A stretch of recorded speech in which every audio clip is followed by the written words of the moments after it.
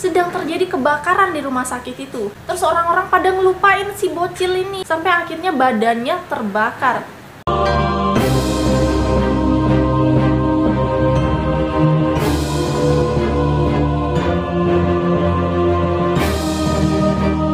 Hai, welcome back to my YouTube channel dan thank you buat kalian yang sudah klik video ini. Nah, di video kali ini aku akan membahas Teletubbies. Oke, siapa sih yang nggak tahu serial televisi yang satu ini yang menjadi favorit anak-anak gitu kan?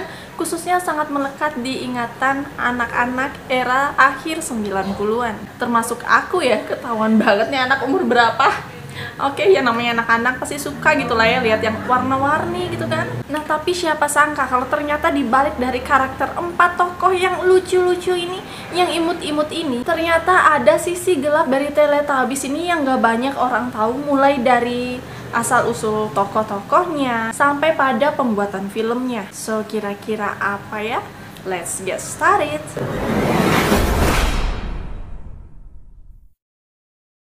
Nah, jadi Teletubbies ini berasal dari dua kata, yaitu tele yang berarti jauh dan tabi yang berarti pendek gemuk. Nah, kalau diartikan, sorry ya, jadi Teletubbies ini berarti orang yang pendek dan gemuk yang bisa berkomunikasi jarak jauh. Nah, masuk akal sih. Jadi kalau kita nonton Teletubbies di TV-TV itu dia kan kayak punya sinyal, antena-antena masing-masing gitu kan, yang mana dia bisa menangkap sinyal dari jarak jauh, terus menayangkannya di perutnya yang kotak itu, di layar di perutnya kotak itu. Dan untuk film Teletubbies ini sendiri diciptakan oleh Anne Wood dan Andrew Davenport dari Ragdoll Production, yang mana tokoh masing-masing Teletubbies ini ternyata diambil dari kisah nyata kehidupan anak-anak di rumah sakit jiwa di Bulgaria. Makanya ada juga beberapa orang yang udah ngerasa pas nonton Teletubbies ini kan ya, tayangan anak-anak ini, mungkin orang-orang tuanya atau saudara-saudaranya yang udah agak dewasa ya, menganggap film ini menyenangkan, oke,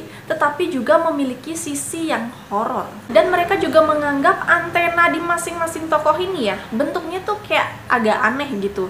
Jadi memunculkanlah berbagai macam teori nih. Tapi aku nggak mau membahas ke situ, aku nggak mau membahas lebih detail mengenai teorinya. Cuma aku sebutin singkat-singkat aja ya. Kalau kalian misalnya penasaran nih sama arti antena-antenanya dan mau mengetahui lebih jelas gitu, kalian boleh nanti cek sendiri ya habis video ini. Dan sekarang aku mulai masuk ke tokohnya masing-masing nih, dan aku juga jelasin secara singkat aja antena-antena yang aku bilang tadi yang memunculkan teori-teori gitu kan ya. Nah, yang pertama yaitu Tinky Winky. Nah, siapa sih yang di antara kalian nih yang Tinky Winky ini jadi tokoh favoritnya? Ayo. Jadi Tinky Winky yang memiliki tubuh berwarna ungu ini dan antenanya berbentuk segitiga terbalik katanya merupakan lambang dari kaum gay.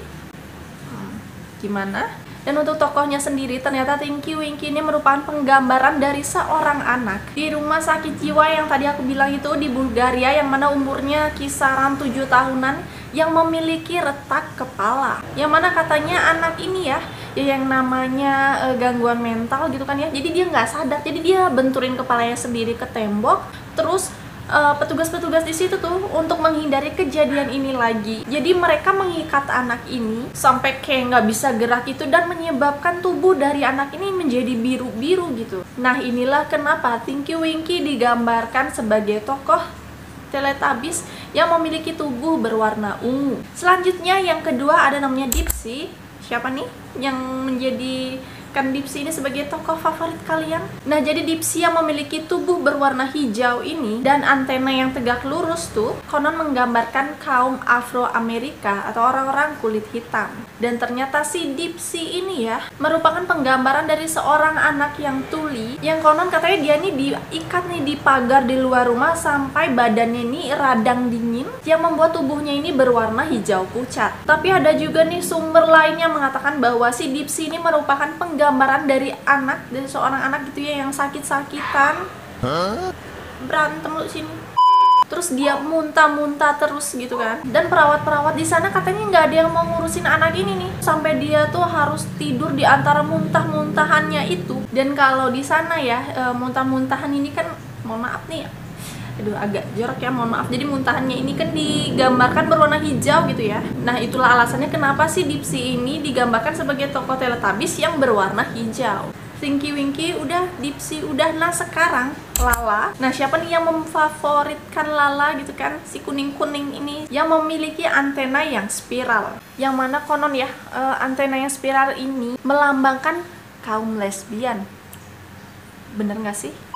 Dan untuk karakternya sendiri, ternyata Lala ini menggambarkan seorang anak yang selalu senyum gitu sendirian di kamarnya. Dia nggak pernah keluar, nggak pernah kena sinar matahari tuh, sampai-sampai badannya ini menguning. Tapi ada juga sih yang bilang kalau si anak ini emang sengaja dikurung gitu, sampai nggak pernah keluar kamar, nggak pernah kena sinar matahari, terus kuning deh. Dan terakhir, si yang paling imut, si yang paling bontot, yaitu yang mana konon antenanya yang berbentuk bulat ini dan badannya yang mungil menggambarkan dari bangsa Asia.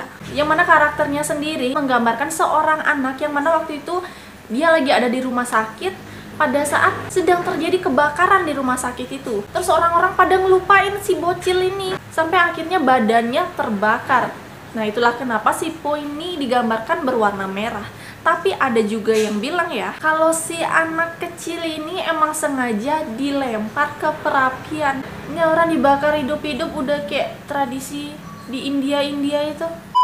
Nah jadi kalau bisa diambil secara garis besarnya ya, karakter dari tokoh-tokoh Teletubbies ini merupakan kisah nyata dari anak-anak yang mengalami pengalaman mengerikan. Dan untuk lambang-lambang antenanya sendiri ya, balik lagi itu masih ke teori-teori, nggak tahu pastinya. Dan juga itu menurut dari gimana cara pandang kalian sendiri sih. Tapi walaupun begitu, toh juga Teletubbies ini mengajarkan anak-anak itu tentang persahabatan dan juga saling menghargai dalam kelompok kan. Nah selain dari kisah di balik karakter-karakter Teletubbies ini, ternyata untuk pembuatan filmnya juga gak semulus itu. Dimana menurut dari kesaksian salah satu artisnya nih, aktor yang memerankan Lala dalam Teletubbies ini, dia bersaksi kalau selama proses syuting ini, selama proses pembuatan film, mereka mendapat makanan yang gak layak. Terus kostum dan alat-alat makanannya pun juga gak sebersih itu, yang menyebabkan dari kostum-kostum dan alat-alat ini mengeluarkan bau yang sangat tidak sedap, tapi harus tetap dipaksa gitu. Dan mungkin gak banyak dari kalian juga yang tahu kalau ternyata ada salah satu episode dari Teletubbies ini yang gak tayang,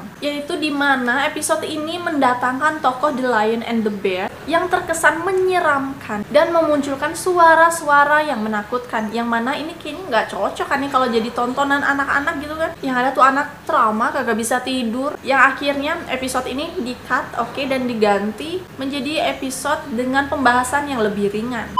So guys, itu dia sekilas pembahasan mengenai sisi gelap dari film Teletubbies. Gimana nih menurut kalian? Apa kalian percaya dengan kisah-kisah di balik karakter Teletubbies ini? Apakah kalian mengetahui versi lainnya? Atau kalian mau menambahkan? Silahkan komen di bawah. Aku juga penasaran sih, masa iya selucu ini?